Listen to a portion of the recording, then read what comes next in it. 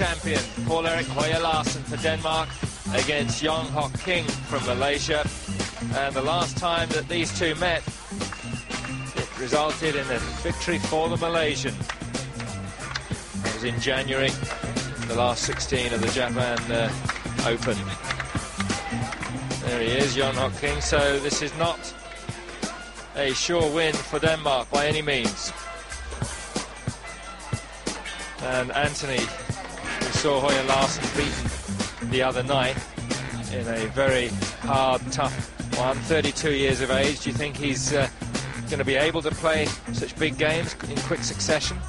I think Denmark will be banking on the fact that he will be able to, after losing a doubles like that in this kind of situation. I think you need something like an Olympic champion who's shown that he's already got the temperament for the biggest occasion to come onto court. So 32 years of age, the oldest player in these Thomas Cup finals.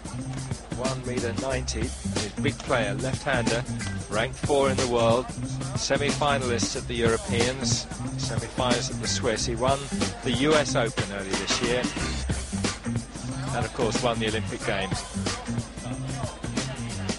And there he is, defeated Ng Wei of Hong Kong in the first round, lost to Johansson of Sweden, and lost also to Luo Yigang of China in the one that really did matter. So 2 defeats, 1 victory so far, not a good record, and he may just be vulnerable. So Yong Hock King, I'm sure, will go into this match with some confidence. Age 23, 1.80 m, he's ranked 16.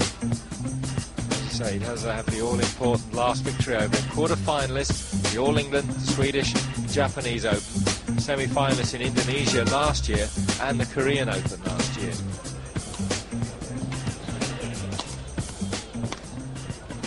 And the rather unusual side of 2 left-handers going against one another. Defeated Ahn Jae-chung from Korea, then Palyama from the Netherlands. So 2 wins, but then lost to Henderwan when he really fell apart in the 3rd set against the Indonesian. I don't really think we can read too much into that 3rd set where he, as you say, Brian, disintegrated, because there's no hiding the fact that Malaysia had thrown out a very weak team, or weakened team, against Indonesia, who were resigned to the fact that perhaps they were going to become runners-up in that group. So the motivation factor for this man really wasn't there. The first game against Henderwan, he played very, very fast, very good badminton, controlled the net, hit down very well from the rear court, and I think that was the proper Yong Hock Kim that we're going to see today. On my right, Denmark. Head-to-head overall, Høyer Larsen leads 4-1, but as I say, the last time, Yong got the victory. By Yong Hock Kim. A very crafty player, Høyer Larsen. Very thoughtful in the way he goes about his badminton.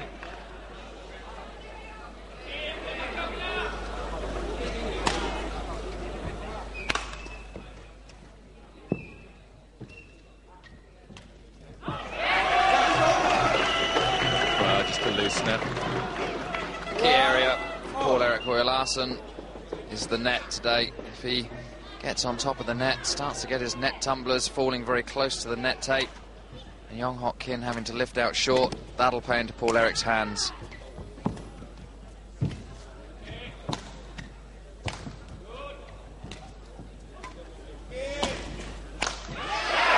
That was wide.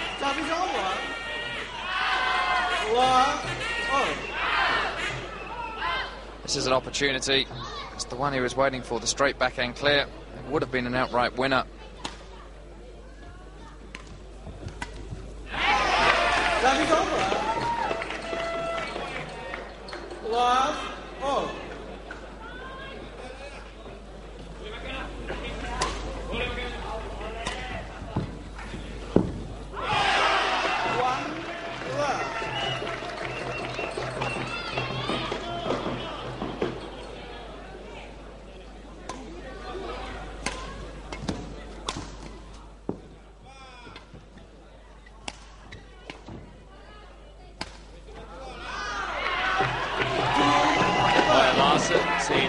bit unfocused at the moment, played a couple of loose shots.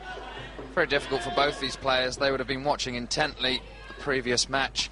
They would have prepared as if the match may well have only lasted 20 minutes, so these men have been ready for probably over an hour, ready to go on court and do the things for country. So it's going to be whichever player can handle that situation the best that's going to get off to the good start.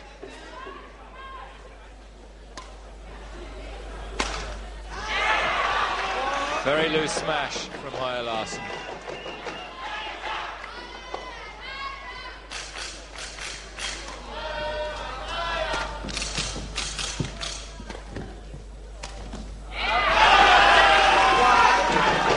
Strange shots we're seeing early on from the Olympic champion. I don't think I've ever seen Paul-Erik Høyer Larsen make two mistakes that we've seen in the opening of this game, almost missing the court entirely.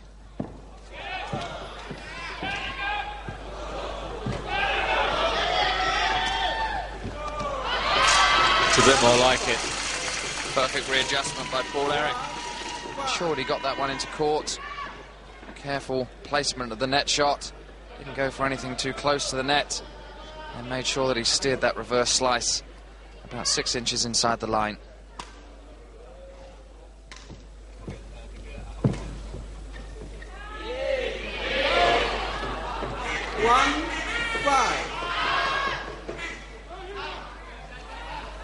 Been a very quick start by Young-Hok Kim. And he was caught in 2 minds on the baseline. Høyer Larsen 2-5. The amount of times we've seen the shuttle drop in the last couple of days since the court has been turned around. Players should really make their mind up when at that far end, just to hit it if they're in any doubt at all.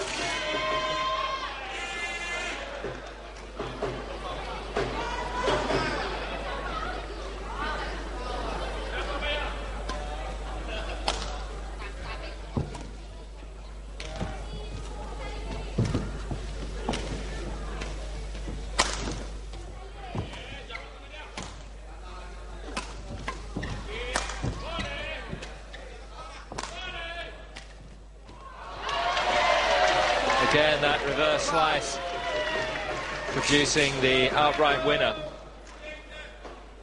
It's a lovely shot, very elegant. It's where he's always in perfect balance behind the shuttle as he's playing it. That gives him the option to play the shuttlecock to any corner of the court.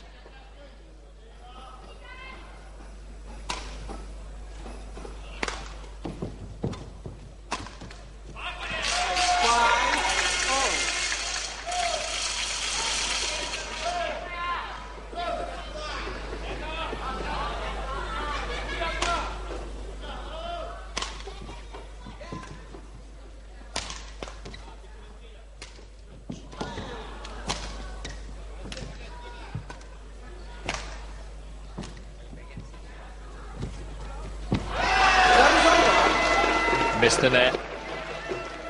Good readjustment from Young-Hok Kim earlier on in the rally. Paul-Erik Høyer Larsen's drop shot caught the top of the tape. Had to change the stroke. Did well to get back into the rally.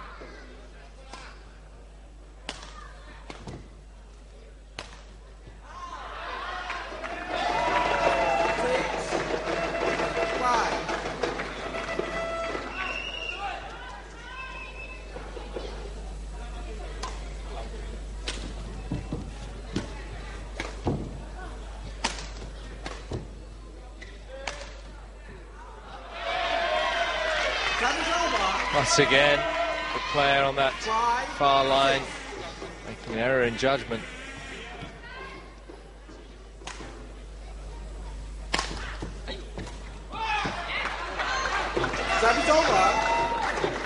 Good approach by Young-Hok Kim.